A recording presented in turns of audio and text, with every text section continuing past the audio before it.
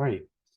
Hi, everyone. I'm glad you all could make it to this urgent and last minute meeting. I know this wasn't on the schedule prior to this, but we've been getting a lot of sexual harassment claims recently, and we decided, me and my peers, Michael, Dorothy, and April, decided to come together and come up with a crisis communication plan for this to effectively take action against these claims and see what we could do to effectively solve them. So let's get right into it. Why is a respectful and safe workplace important? Well, it's pretty simple. Why would you not want to work in a place like that? If you really think about it, though, and I'm sure most, if not all of you, have been in a situation where you have been in a place where either you may not have been liked by your peers or you have been treated disrespectfully by your peers, but you feel like your voice isn't heard enough to a point where you want to speak up about anything that you may be going through within the company. And there are a lot of benefits to a safe workplace environment. For example, it increases productivity, it increases our brand reputation, it fosters better collaboration with our peers and customers. It facilitates creativity, it increases our morale as a whole, not only to ourselves, but as a team overall. And of course, not to mention that it also improves our customer experiences. Sure, you may think that, sexual harassment claims may, only affect the stakeholders or I guess us in a situation. But if you really think about it, if we if we as a team feel like we can speak up and voice our opinions on stuff like this, then it'll help us feel like we're a part of this company, that we feel respected, that our voices mean something, and that when we feel more confident in our ability to do that and our morale is really high because of that, then we are able to treat our customers with the same kind of energy that we would, treat each other. Because if you were going through something like this and you know, just feel like you can't speak up, right? Do you really think you're going to be able to be in the best mindset to, treat customers with the same respect? Because of course, this is going to affect your mood in some way or another. It'd be really hard for it to not. If that makes sense. As uh, as an article written by leaning.org says, 32% of women and 50% of men believe disrespectful behavior toward women is often quickly addressed by their company. So, as that state line exactly says, voices aren't heard enough or people are not speaking up enough. And so what we're trying to do by having this meeting is so we can increase those numbers and feel like every single one of you can feel like you can speak up just in case any of this happens and we can take action against this immediately. um Here at Innovista Solutions, we want to create an environment where everyone feels respected and safe. Obviously, we want to hold everyone accountable and what that means to the company's well-being. We want to have a good employee retention, obviously. We also want to keep our satisfaction really high, as well as our customer satisfaction as well, just as those two comply with each other. And then the purpose of this presentation as a whole is to outline our crisis communication plan and the claims that we will address, and then the plan that we will, one, respond effectively to, and two, try and be as transparent as we possibly can be as well. Not only will this help retain trust with our stakeholders, but it will also go over the crisis team, the spokesperson that we have dedicated for this plan, our media policy and plan, our statement on crisis communication, the consideration we have to take legally, obviously, and our final message to both internal and external stakeholders. So let's jump straight into it with April.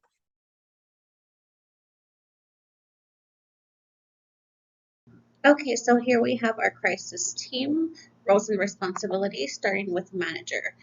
The crisis manager is going to oversee creating the plan, communicating with staff, clients, investors, and the public to prevent any incident from harming the company's reputation and ensuring everything goes according to the plan. They will also revise and update anything that needs changes.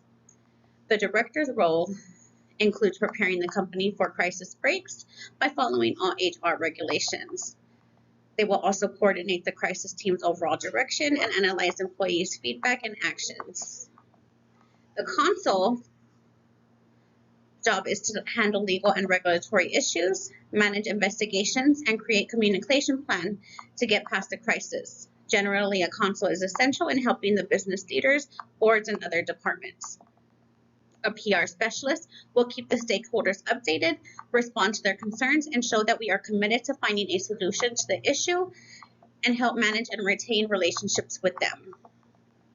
A spokesperson will be assigned and be the voice of the company. They will aid in the public's comprehension and understanding and support of our organization's crisis management team and system.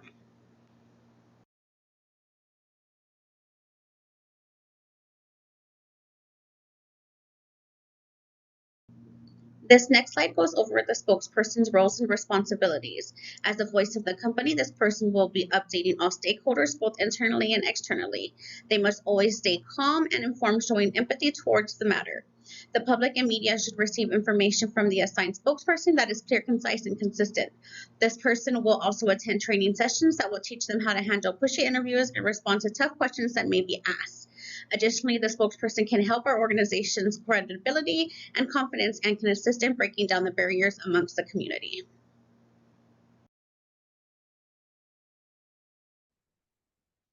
Our media policy ensures we respond empathetically and promptly to any crisis, including sexual harassment. First, we will acknowledge the issue and commit to resolving it according to our core values. Next, a factual initial statement will be provided quickly to avoid perceptions of dismissal. And lastly, our spokesperson and crisis team will prepare a list of anticipated questions and answers, protecting the privacy of those involved. Any questions that are not included in this list will be directed to our trained spokesperson. The company's main job is to maintain consistent communication, such as providing updates as often as possible to ensure ongoing progress and transparency as the investigation continues.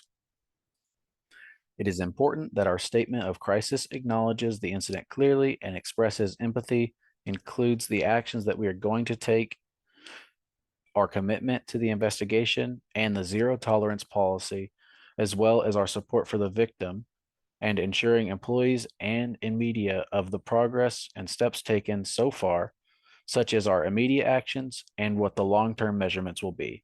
And finally, it should also include legal and ethical considerations, such as respect for the privacy and avoidance of speculation.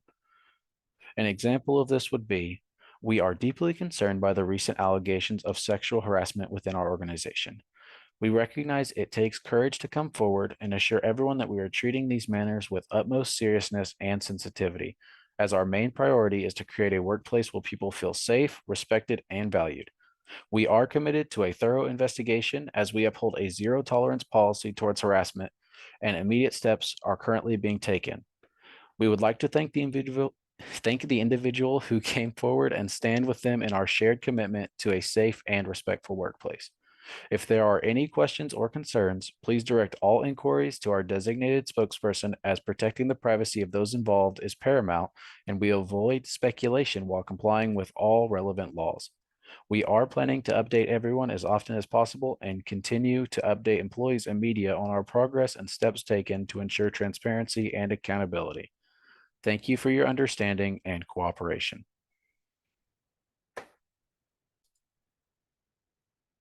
There we go.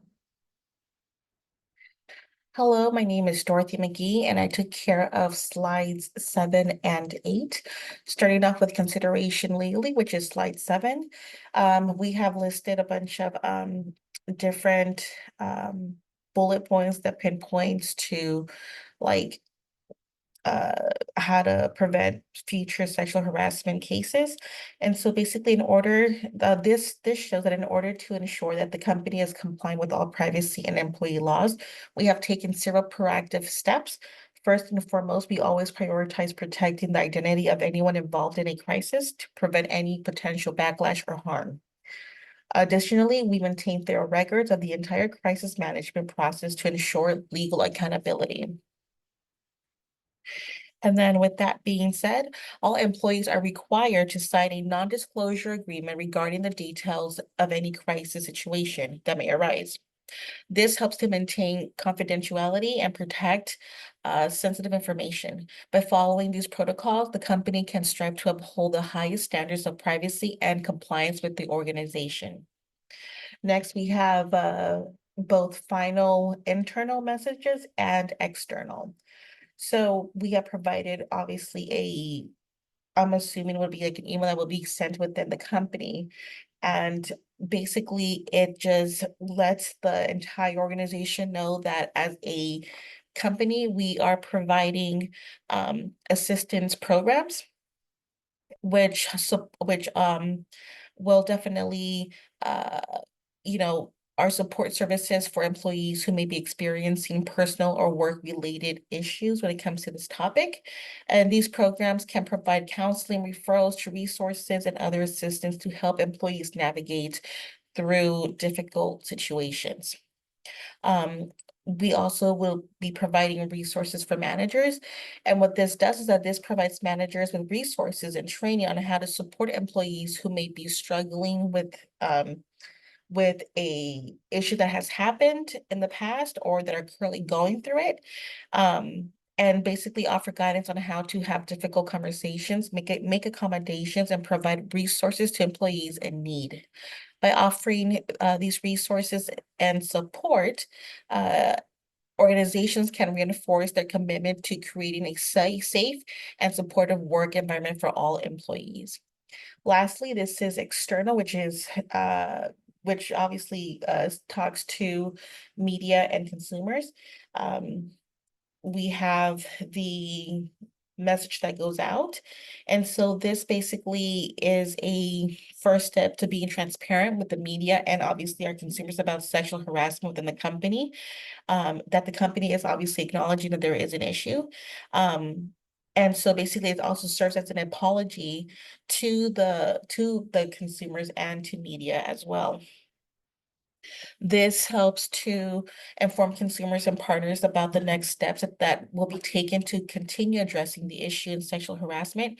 This could include ongoing monitoring and reporting, additional training and education, and regular communication updates. Thank you.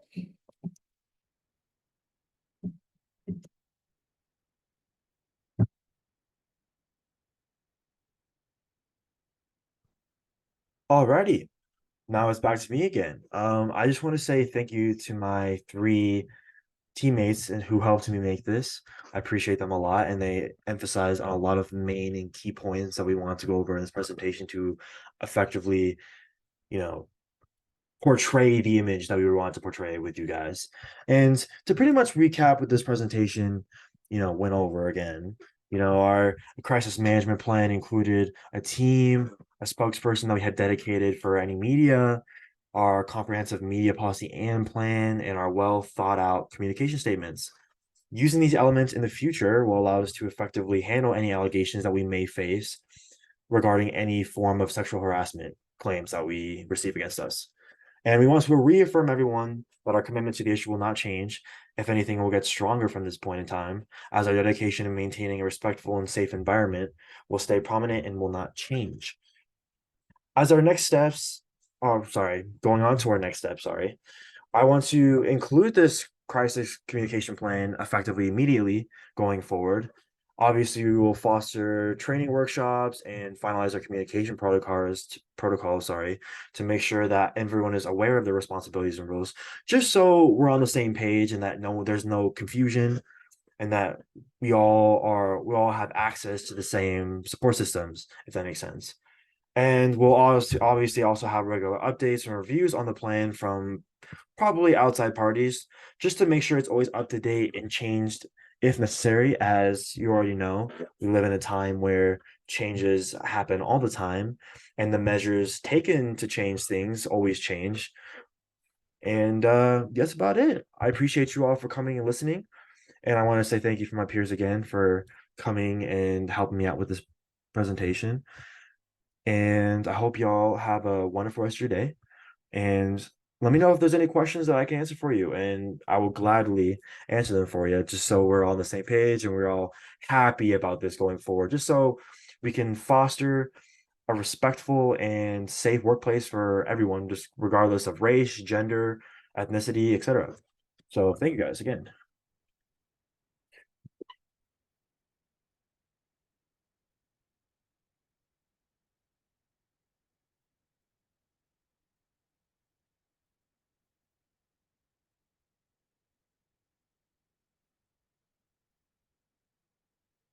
Life's better when your stuff is protected under our roof. Did you really need to ensure that? What just happened in the Fayetteville Regional as Southeast Missouri